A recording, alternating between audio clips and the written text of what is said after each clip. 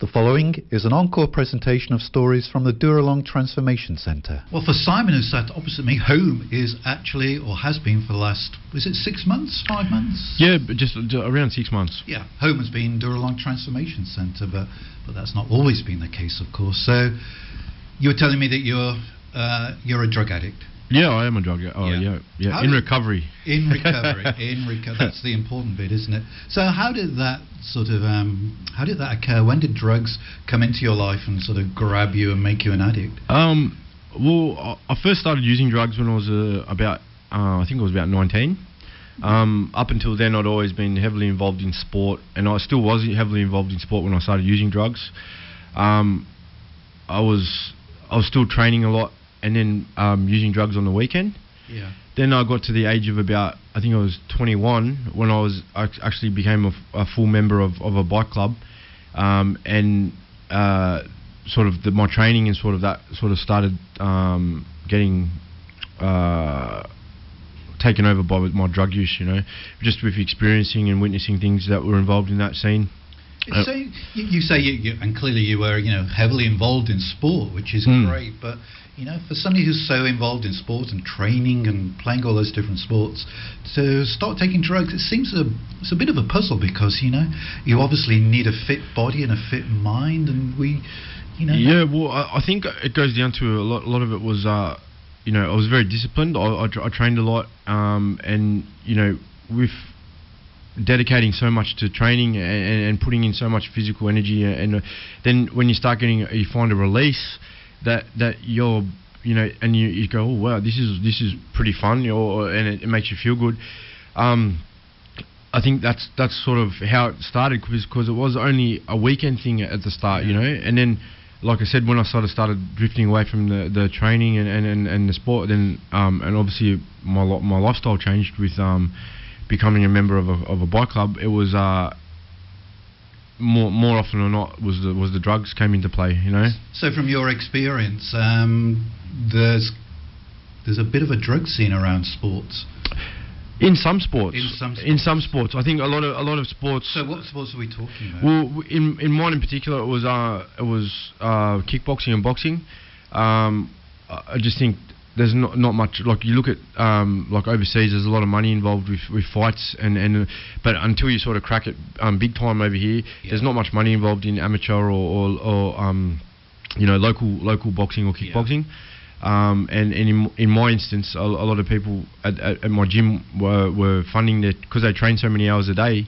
It was hard for them to work, so a lot of them were involved in crime. Yeah. And that was your introduction to drugs? Sporting connections? Yeah, it definitely was, yeah. I had a little bit to do with drugs growing up, but I wasn't taking them, It was more so a financial sort of thing. Yeah. Yeah. So, in and around that sporting scene, boxing, kickboxing, you become involved in drugs. How long before you... I was going to say how long before you realised it was a problem, but perhaps the best question is, how long was it before other people realised that you had a problem? Well, my philosophy was, I never had a drug problem because I never ran out, you know what I mean? But then it was pretty... when it started affecting things in my life, like, for instance, like stopping me from training, stopping me from holding relationships, stopping me from...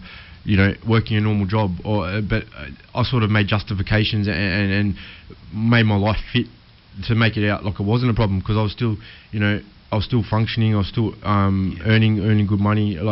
So my whole life changed, and the people that didn't sort of agree with it, then I sort of just cut out of my life. You know what I mean? So you adjusted your lifestyle to fit the drugs. Yeah, that probably just sums it up. Yeah. Yeah. And what sort of impact was it having on you and your mum, or you and your sort of relationships? Well, I was very caught up in the whole thing, and I thought I was doing just fine, Yeah. But people that really care about you, and I tend to I used to distance myself from them so I didn't hurt them, or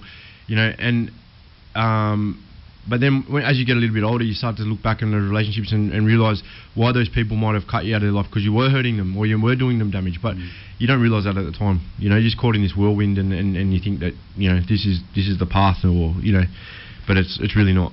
We've had lots of guys here on a Wednesday morning telling us, and I wonder if it's the same for you, that they always believed that they had it under control. They always believed that they could stop if they wanted to, and that this wasn't really a big issue for them. In some instances, I had things under control. Then I started playing the different drugs that definitely really took over my life, and I can remember trying to say, yep, I'm going to stop this time, and I never did. And then I sort of said, oh well, maybe I am addicted, or I've got a little bit more of a problem than what I think, Yeah. So what did the drugs do to you? What did this lifestyle? Where did it eventually lead you?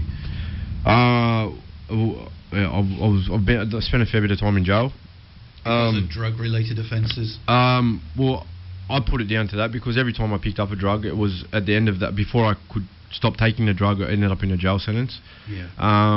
And I'd get clean in jail, and then it was a case of sitting around with a bunch of criminals and conspiring or making plans to commit further crimes when you got out of jail, but never actually doing any growth or work on myself, which I have been doing at Dooralong.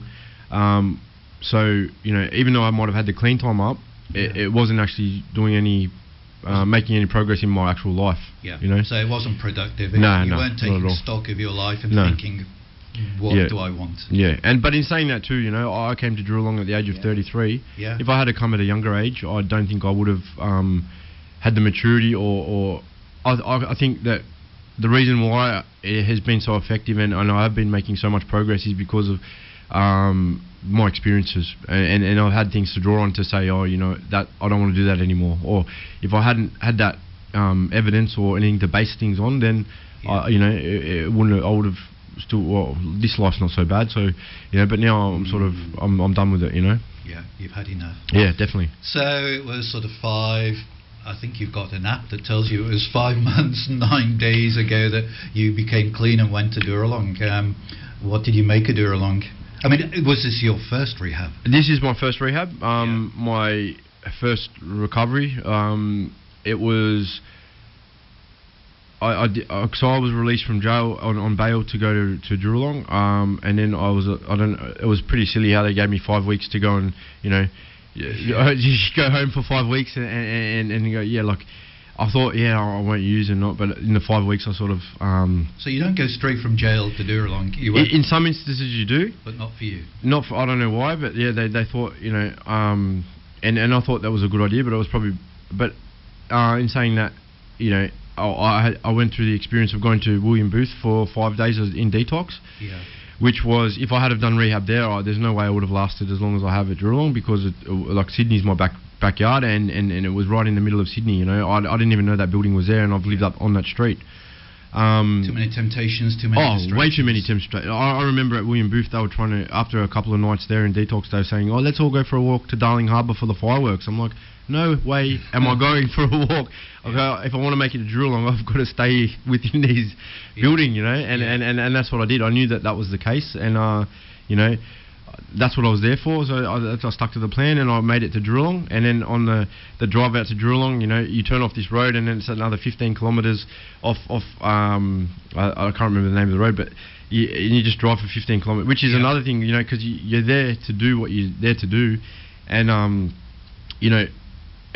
You're very much a city boy, born and bred in Sydney, lived in the sort of centre of Sydney. Yeah. And here you are driving 50 k's down. And there's the scenery, but it's something about the scenery and the surroundings of Dooralong that you can achieve this peace, and you have that time to work on yourself, and there are no distractions, and nothing can sort of it just takes all the dramas and that just fall away, and you're just left with what you're there to do with, and that, I think that is such a crucial part of it. We've spoken to other people who are sort of being referred by drug court or are sort of being mandated they go to Dooralong, and they say that in that situation you have a choice when you go to Dooralong. You can just sort of coast along, tick boxes, say what you think they want to hear, and then graduate in inverted commas, or you can sort of say, no, this is a God-given chance. I'm really going to throw myself into this course. Well, for me, for instance, there's never ever been a grey area with me. It's always 110% with whatever I do, whether it be sport, whether it be being a drug addict, whether it be living the life I used to live. Yeah. So I didn't look at recovery any other way. It was, all right, you're here now, make the most of it, go hard, and achieve everything that you can achieve in recovery. And so there was no temptation, just as I said, to sort of coast along and tick all. Not at all. Because if I sat there for the program's 10 months. If I sat there for 10 months and just got clean time up, then what would be the difference in doing jail? Yeah. I've made the most of every opportunity. I've grabbed just gone at it like a bull at a gate, and it's paying off tenfold. It's just been the best experience, the best opportunity of my life, and I would have hated to have sat there and just wasted it and let things fall through my hands. Because you've been back to square one, nothing would have changed. Yeah, 100%. Then we're talking to Simon this morning. We left him at that part of his journey where he had arrived at Dooralong, and he said he threw himself into all the programs there, although it was mandated that he go to Dooralong. He's one of those people that he's not just going to sit back on the back row, just sort of playing the system and ticking the boxes. If it's on offer, he's going to grab it with both arms, and that's what you've done, Simon. Yeah, definitely. Yeah. And like you say, it's going well. What do you base that on? When you say it's going well, how does it feel for you? What's different about you now than, say, 6 months ago? If I'd have met you 6 months ago, how would I have noticed the difference? My presence. I'm more present in my life and in my body and in everything I do. There's, I didn't do things with as much conviction. Just this energy, it's just I'm alive again in a way, transformed, like the 100%, 100%, yeah. 100%. Yeah. So you've been there at Dooralong now. You're doing all the courses. We usually ask the guests that we have as well whether they had any sort of church background before they went to it. I had no church background at all, and that's another thing that's a big part of my life now is the faith. And there's the man upstairs, as they call, the big man upstairs, as they say. And then there's another, there's a big man up the stairs, which is Major Gav, because his office is up the stairs. Oh, right. You've got two guys upstairs. Two guys upstairs, mate. And they've just been a massive part of my recovery. Yeah. For listeners who don't know, Major Gavin, the Salvation Army, he is the what would you call him? The director or the man in charge, the man upstairs? Oh, that's what I mean. The big man up the stairs. Major Gavin. He runs Dooralong. He's the boss man out there, and he's a lovely guy. Yeah, I don't think he'd take a lot of credit, but like all the staff there are awesome. And in the way that they all interact with the participants, it's not like a, don't get me wrong. They when they have to, get down like Bobby Brown, they do, but other than that, they interact with the participants in a way that it's not confronting. It's very welcoming, accepting. It's not challenging. It's. Is that you sound surprised? What were you expecting? Were you expecting a bit of judgment and a bit of? Well, when you come to somewhere where you have an addiction with drugs, or you're ashamed of something that and you get to somewhere where I didn't know what to expect. I've only ever dealt with corrective services, and the way they treat you is just horrific. But so when I got to Dooralong, it was like, I didn't know what to expect, but then it just a lot of the people there have been through the program or have had experience with drug and alcohol, and even the ones that haven't, not once have I been in a situation where I've felt judged or made to feel ashamed of my past, and it's just a beautiful place that the cohesion and everything just runs perfectly. I could spend half an hour just saying thank you to every staff member that's there. Yeah. And you mentioned the shame and the guilt. Is that what you felt when you first got there? Not so much, because I was always in the mindset, it was my life and I could do what I want. If you didn't like it, then that's your thing. But since being at Dooralong, I've found a better way of life, a better way of being, and just for my own, I was ashamed of what I was doing. I was guilt of the things I was doing to my own life, you know, and not so much what other people thought. You know, obviously it's been amazing watching my mother like experience what I've achieved and how far I've come, because she probably means the most to me out of anyone, you know. Yeah, and it must be a strange experience for your mum, because I know she visits you at Dooralong, but it must be a good change that she's going to visit her son in Dooralong rather than, as in the past, having to go and visit her son in jail. Yeah, well, I think it's the main benefit for her is you know, not too many people will stand and have a chat with you at jail, whereas she's got plenty of people to chat to at Dooralong because she loves a chat. Yeah. You know, I think I've got that quality from her. Yep. But you know, she really loves the place too. She loves coming up to chapel and you know, she has faith in her life, but I'm not sure if she went to church, but she embraces. She likes coming up to chapel for the service and for the message that comes on Wednesday night. Yeah. So we circle back to that sort of religious church thing, the God thing. When you first got to Dooralong, that would have seemed, not having had a church background, that would have seemed rather strange to you. You know, with religion, I think it was you know, the biggest thing I've learned in my recovery is that you don't have to be religious to have faith. I think that I was very misunderstood, and the things that I'd you know from being in jail with people trying to convert you to Islam and all the things that come around religion, like you know, all the wars and all the things that have happened throughout time, and people just misusing the word of God or to like as propaganda or trying to brainwash people, you know, and but it's really just a beautiful thing, and the way I think more so the Christian way of delivering these messages and the service is something that I never experienced before. Yeah. And like I go to Bonnells Bay Church as part of the a program. Yeah. And mate, I can't. It's just been an awesome experience, and it's been so easy to accept it into my life because of the people that are involved with it. You know. So quick hello to Marco and Bindi at Bonnells Bay Church. Okay, Marco and Bindi, yeah. Marco and Bindi out of Bonnells Bay. Yeah. Big shout out to you. Yeah. So what is it about the people at Bonnells Bay that's so wonderful? It's just like every week you go there and it's just so warm and just people just and the love they have for each other and you know, I've never been around that sort of thing. Yeah. You know, and it just, you know, not once has it been pushed upon me, but it's always been something like it's been something that that looks really good. I want that, you know, not here you need this, take this, you know. Yeah. It's come at your own will, you know what I mean, and it is, and that I've really appreciated the fact that it hasn't been pushed down my throat. And the sort of the non-judgment that would be. Yeah, no, it's a really lovely bunch. Yeah, and they're very supportive of Dooralong.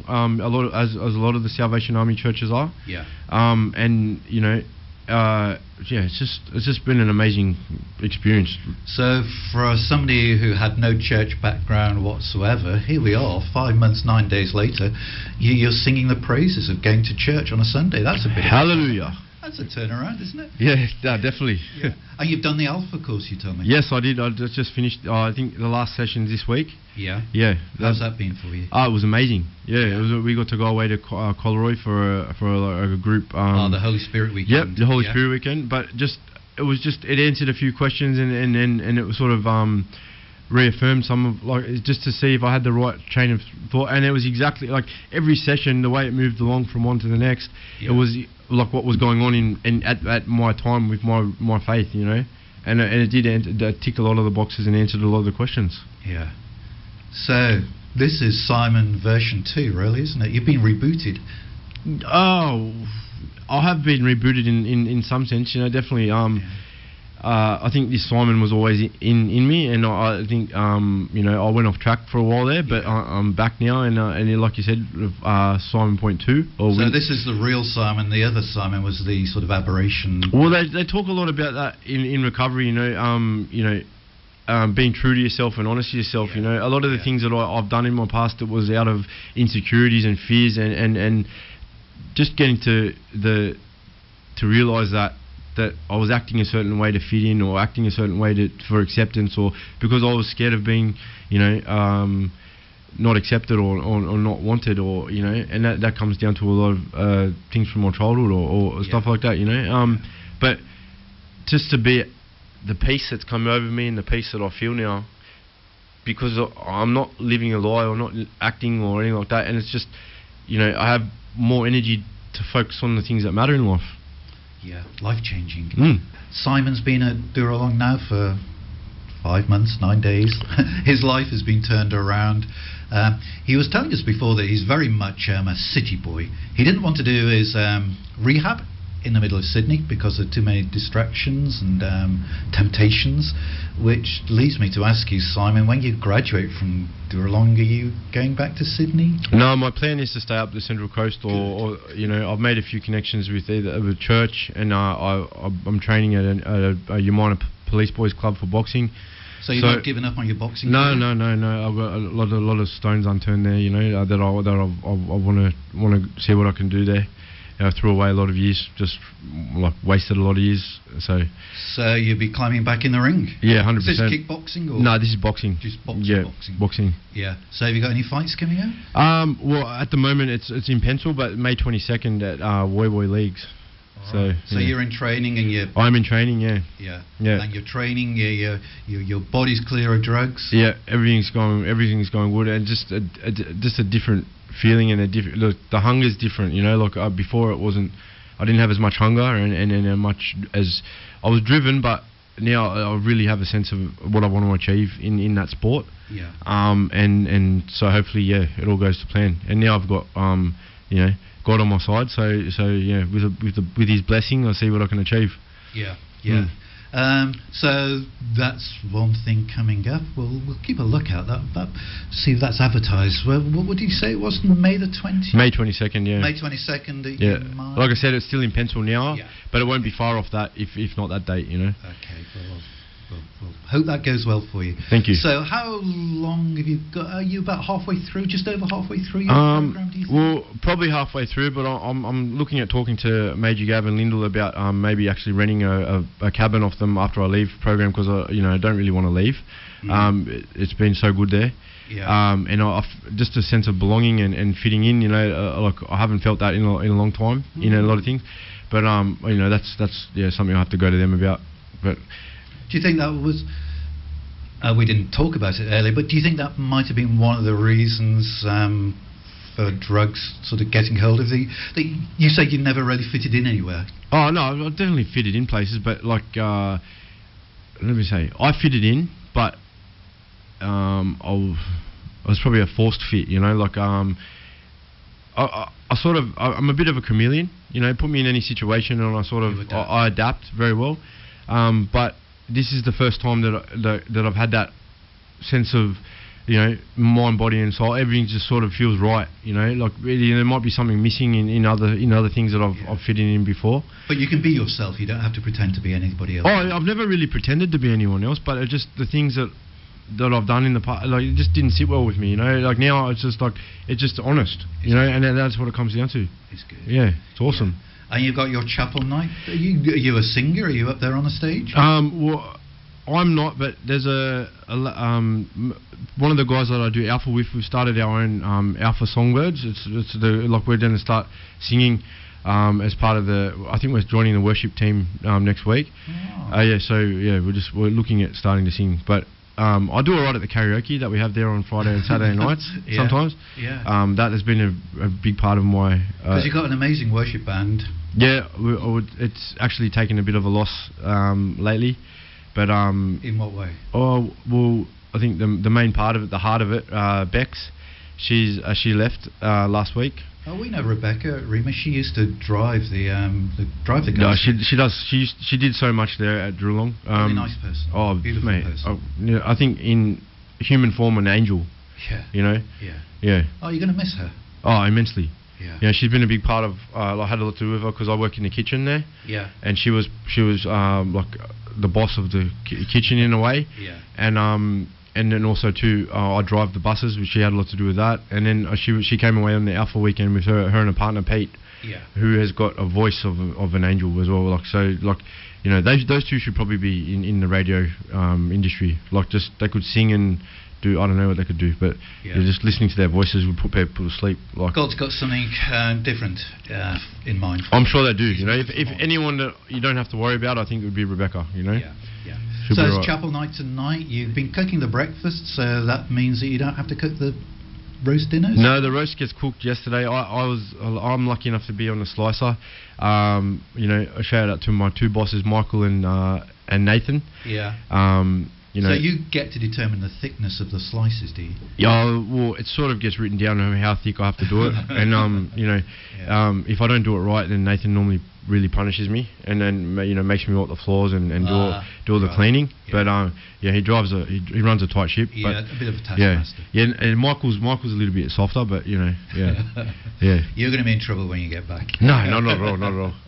Look, Simon, it's been a privilege to talk to you this morning. Somebody like you say, you come across as somebody who does, as you say, you throw yourself into whatever you're doing, and you're throwing yourself into the programs at Dooralong. You've been on the Alpha course there. You're throwing yourself into Bonnells Bay Church. You've learnt some lessons. You're not going back to Sydney. You recognise that could be way too much temptation. Yeah. Taking up your boxing again. Yeah. Yeah. Things are going well for you. Things are doing well, and I think I put it down to I've taken a sort of Benny Hill approach to my recovery. You know, have a little bit of a laugh about things and not take things too seriously. You know, it's been it's been. I think that's I love to laugh and I love seeing people smile, and if I can put a smile on someone's face, in the right way, then I think that's one of the biggest blessings that you can take in life. We talk about gifts of the Spirit. I don't think humour is mentioned, but I personally believe that sort of having a smile and a laugh is sort of a great gift from God. Definitely. Yeah. Look, we pray that things go well for you. Thank you. We pray that God continues to sort of direct your life along the correct pathways. We hope you have a great evening tonight, and if you do end up boxing on the 22nd of May, we hope all goes well for you. Yeah, the boxing's just one of my plans. I've done a few courses at Dooralong now with thanks to Dane's Coffee last week. We did actually the program director Matt Stubbs came down and actually did the barista course with us. So you know, it could be. So you've done the barista course? Yeah, the first part of it. There's 3 parts, and then I've opted to do the coffee art, which is like how you do love hearts and stars that in coffees. Yeah, I think that'd be the most crucial part of it. I'm sorry that we only offered you instant.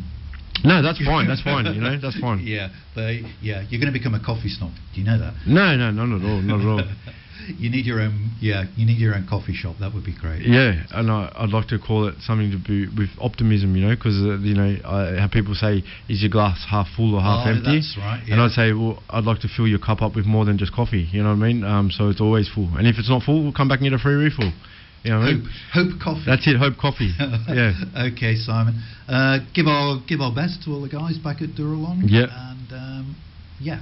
And Thank you very much for having me. It's been our pleasure. Thanks very much. Thank you. You've been listening to an encore presentation of the Dooralong stories, which can be heard live every Wednesday at 10 a.m. and repeated 8 p.m. Sunday and 1 a.m. Wednesday, right here on 94.9 rema.cc.